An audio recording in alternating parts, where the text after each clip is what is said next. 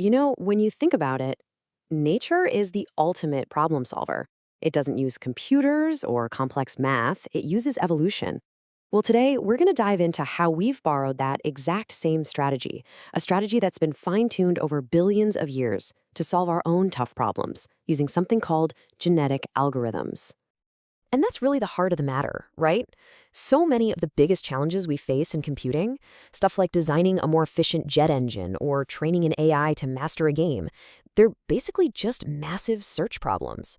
The real trick is that the number of possible answers, the size of that haystack, is just mind-bogglingly huge.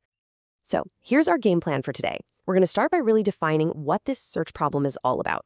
Then we'll see how nature gives us this elegant solution. We'll get into the nitty-gritty of survival of the fittest, see how a simple rule can evolve, and then we're going to level up to evolving entire programs. Finally, we'll wrap it all up by looking at why this is such a powerful idea. Okay, let's get into it. The first thing you have to wrap your head around is the insane scale of what we call the search space. Think about trying to find the world's best cookie recipe by testing every single combination of every ingredient. It's not just a big number. We're talking about a whole universe of potential solutions or hypotheses, and our job is to find that one perfect one. And here's the kicker.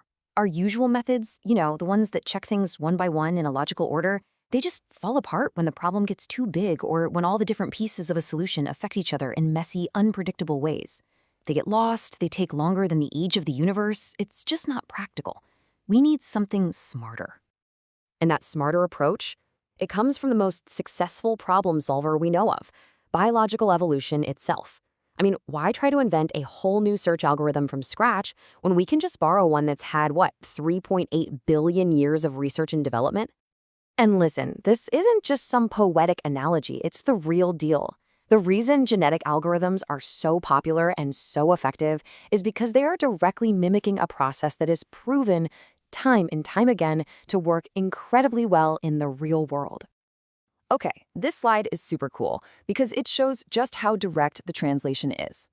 In biology, you've got an individual organism, right? In our algorithm, that's a single potential solution, or a hypothesis, which we often represent as a simple string of ones and zeros. The organism is tested by its environment. Our hypothesis is tested by a fitness function that scores how good it is. And that famous phrase, survival of the fittest? For us, that's simply selecting the best hypotheses to move on to the next generation. It's a perfect parallel. So we've got the big idea, we see the parallel with nature. Now, how does it actually work? How do we take this beautiful, elegant concept and actually turn it into code that runs on a computer? So here's the official definition. The key word here is population. A genetic algorithm isn't looking at one solution at a time. No, it's working with a whole group, a whole pool of potential solutions all at once. And it evolves this entire population together, one generation after another.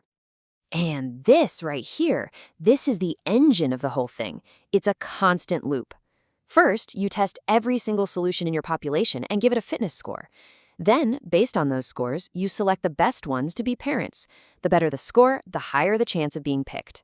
Those parents then combine their digital DNA to create offspring using something called crossover. And finally, you sprinkle in a little bit of random change through mutation. And then you do it all over again with the new and hopefully better generation. But you might be asking, how does the algorithm know what's better?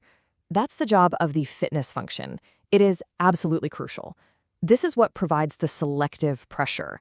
A solution's chance of being chosen to reproduce is directly tied to how well it performs. It's a simple but incredibly powerful idea. The good ideas get to have more kids. Now, for the fun part, crossover. This is where we start mixing and matching to create new ideas. Imagine you have two parent bit strings. You could do a simple single-point crossover where you just pick a spot and swap the rest of the strings. Or maybe you pick 2 points and swap the chunk in the middle. With uniform crossover, you basically flip a coin for every single bit to decide which parent it comes from. The goal is always the same. Combine the good parts of two good solutions to create a new one that's potentially even better. And then you've got mutation. Now, you might think of mutation as just a random error, but in this world, it's the secret sauce. It's just a tiny random change. Maybe one bit in a string flips from a 0 to a 1. But it is so important because it introduces brand new genetic material into the population. Without it, everyone starts to look the same, and the algorithm can get stuck. Mutation is the engine of creativity and exploration. Okay, I get it. All this talk of bits and strings can feel a little out there. So let's bring this down to earth. How do we actually take a real-world problem, like trying to learn a simple decision-making rule, and translate it into the language that a genetic algorithm can understand? The very first step is what we call encoding.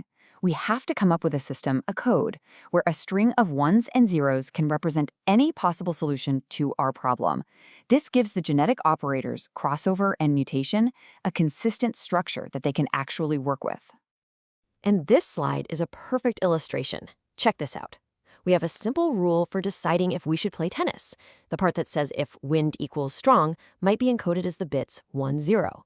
The outcome, then play tennis equals yes, could also be 1, 0. But what's really clever is that this rule doesn't care what the weather outlook is. So we can use a special sequence like 111 to act as a wildcard, meaning any value is fine. You string those pieces together, and boom, you have a bit string that the algorithm can now evolve. So, evolving simple rules encoded as bit strings is one thing. That's pretty cool. But what if we could take a giant leap forward? What if, instead of evolving these simple strings, we could actually evolve entire, functioning computer programs? And that leap is called genetic programming, or GP for short. This is where things get really wild. Now, the individuals in our population, the things that are evolving, they aren't just strings of bits that represent a solution. They are the solution. They are actual executable programs. Now, to make this work, you can't really use a flat string of bits. Instead, programs are represented as tree structures. Think about a math equation. The internal nodes of the tree are your functions, things like plus or sign, or even an if statement. And the leaves, the things at the very end of the branches, are your inputs, your variables and constants. It's a structure that's perfect for a computer to play with. So let's put them side by side to really see the difference. A standard genetic algorithm evolves these fixed-length, static bit strings. It's fantastic for optimization and search problems. But genetic programming evolves these dynamic, tree-structured programs.